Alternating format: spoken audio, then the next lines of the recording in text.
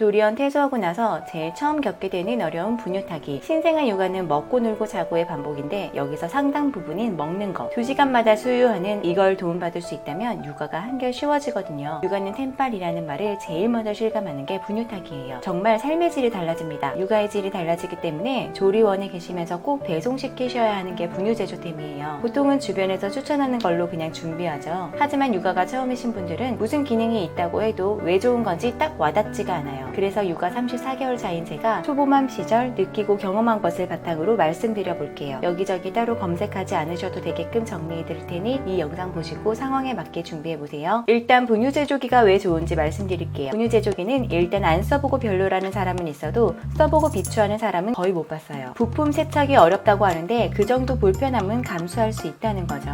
원래 분유타기는 43도의 물을 준비하는 것 자체가 난관이에요. 끓여서 43도로 식힌 물을 준비하고 미리당 몇 스푼 넣어야 하는지 계산하고 분유를 잘 깎아서 넣고 거품이 생기지 않게 잘 흔들어 녹이고 내가 원하는 미리의 분유가 잘 타졌나 확인하고 너무 뜨겁거나 차갑진 않은가 온도 체크 후 수유합니다. 분유 제조기 장점 1. 7초면 분유 완성. 하지만 분유 제조기는 이 과정이 7초면 되죠. 이렇게 빠른 조유는 밤 수유 때 빛을 발합니다. 밤에 비몽사몽 나와서 분유 타려고 하면 몇 스푼 넣었는지 까먹기도 하거든요. 그 과정이 아예 없는 거죠. 분유 제조기 장점 2. 누구든 탈 수 있다. 혼자 육아를 한다면 분유 잘 타는 방법 혼자 알고 있으면 되지만 할머니, 할아버지, 시터님 누구에게 도움받을 수 있는 경우가 생기죠. 전문 시터분이 아니라면 사람이 바뀔 때마다 분유 타는 방법을 설명해 드려야 돼요. 하지만 분유 제조기가 있다면 60ml 분유 타주세요 하고 부탁드려도 누구나 타줄 수 있다는 거죠. 분유 제조기의 장점은 간단합니다. 빠르고 쉽게 누구나 분유를 잘 탈 수 있다 입니다. 솔직히 이걸로 모든 단점을 커버할 수 있죠. 가장 인기가 많은 분유 제조기는 베이비 브레자와 브라비예요. 이름을 한 번쯤은 다 들어보셨을 텐데요. 두 제품 비교해 드릴게요. 베이비 브레자는 공식물 기준 299,900원, 브라비는 329,000원으로 브라비가 가격이 조금 더 높아요. 세척을 자주 해야 돼서 추가 구매가 꼭 필요하다는 부품들을 추가로 구입하면 브레자 깔때기 하나 추가해서 총 313,900원, 브라비 깔때기랑 노즐 하나씩 추가해서 총 359,500원이에요. 브레자와 브라비의 가장 큰 차이점은 조유 단위와 온도 조절 단위인데요. 브레자는 30ml 단위로 조절해서 분유를 탈 수가 있고 브라비는 10ml 단위로 조절해서 탈 수가 있어요. 이 10ml 단위 조절이 왜 좋냐 하면 아기가 점점 성장함에 따라 분유량이 조금씩 늘거든요. 만약 우리 아기가 보통 100ml를 먹는다고 하면 브레자의 경우 120ml를 타야 되기 때문에 남은 20ml는 버려야 한다는 거예요.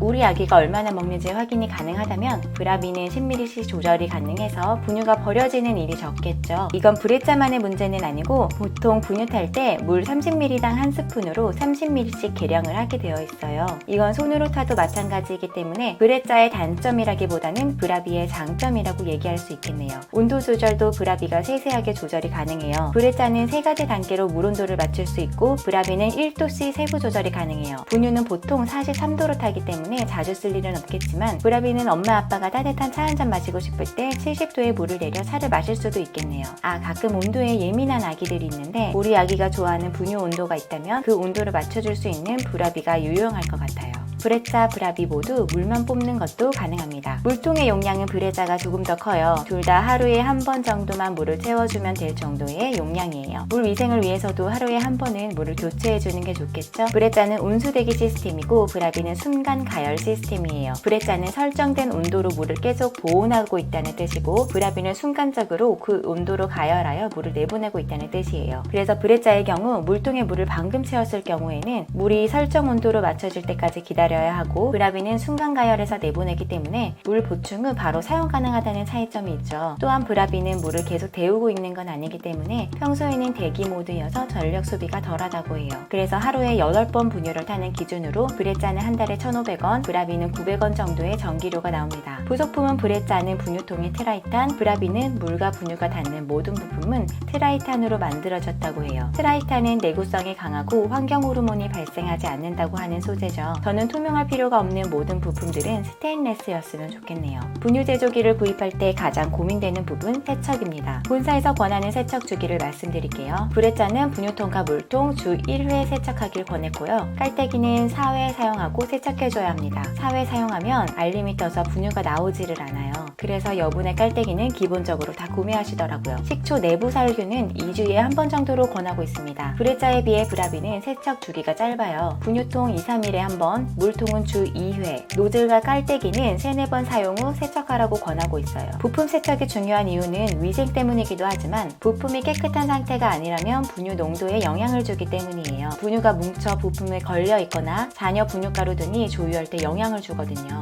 실제로 분유가 연하게 나와서 고생을 했던 분들이 부품 세척에 신경을 썼더니 정상적으로 나오더라는 후기도 있었습니다. 그래서 너무 바빠 권장 세척 기간을 넘겼을 경우 농도를 높여서 조유하면 된다고 해요. 브라비는 브라비 플러스와 브라비 스마트 두 가지 버전이 있는데요. 플러스는 앱과 연동이 됩니다. 이 앱으로 수유량을 자동 기록하고 원격 분유 제조도 가능해요. 하지만 앱이 연결이 잘 안 된다는 후기가 굉장히 많았어요. 수유 기록인 베이비 타임이라는 어플을 쓰세요. 그걸 추천드려요. 또 브라비는 젖병 감지 시스템이 있어요. 새벽에 비몽사몽으로 젖병 없이 버튼을 누르는 불상사를 예방할 수 있습니다. 보증기한은 브레짜가 12개월, 브라비가 18개월입니다. 분유 제조기의 장점은 충분히 인지하셨을 거예요. 브랜드별 특징도 비교하여 말씀드렸습니다. 제품별로 조사해서 찾아낸 단점과 이슈 말씀드릴게요. 베이비 브레짜는 분유 나오는 본체 안쪽에 곰팡이가 피는 경우가 있었다는 후기를 발견했어요. 특히 습해지는 여름철 위생관리에 신경을 써줘야 될 것 같아요. 부속품의 마감이 깔끔하지 않다는 후기도 종종 보였습니다. 깔때기의 마감이 거칠어 분유가 나오면서 플라스틱에 잔해가 섞이지 않을까 우려하는 글도 보였어요. 브라비는 물통의 입구가 좁고 날카로워 세척하기가 어렵다는 이야기가 있었습니다. 또 분유통과 물통이 매립형이라 남은 분유와 물 확인이 직관적으로 확인이 어렵다는 게 큰 단점이에요. 브라비에서는 분유와 물의 변질을 막기 위해 매립을 하였다고 하는데 정신없는 신생아 육아 시기에 이걸 수시로 꺼내서 확인하여 채워주기란 상당히 어렵죠. 물 부족 알림 기능이 있기는 하지만 분유 추출 도중에 알림이 뜨는 경우가 있을 수 있기 때문에 수시로 열어서 확인해야 합니다. 또 분유통을 맞춰 끼는 게 어렵다는 후기도 있었습니다. 어플 작동이 잘 안 된다는 후기도 많았는데 많은 기능을 넣어둔 게 오히려 단점이 되었네요. 또 추가 부품이 브레짜보다 비싸다는 것도 단점이에요. 분유 제조기 구입 시 팁 말씀드릴게요. 첫 번째, 분유 포트도 같이 구입해야 될까요? 분유 포트도 필요하다고 하는 이유는 한번 끓여 식힌 물을 넣어줘야 하기 때문이에요. 하지만 그게 꼭 분유 포트일 필요는 없겠죠. 그냥 전기 포트나 일반 주전자로도 물을 끓일 수 있으니까요. 다만 분유 포트도 같이 준비해둔다면 부품 세척 중이거나 위급 상황 시 분유 타기가 조금 더 수월하겠죠. 두 번째, 분유 제조기를 미리 구입해두지 마세요. 미리 구입해두고 2주가 지나면 제품 교환이 어려워질 수도 있어요.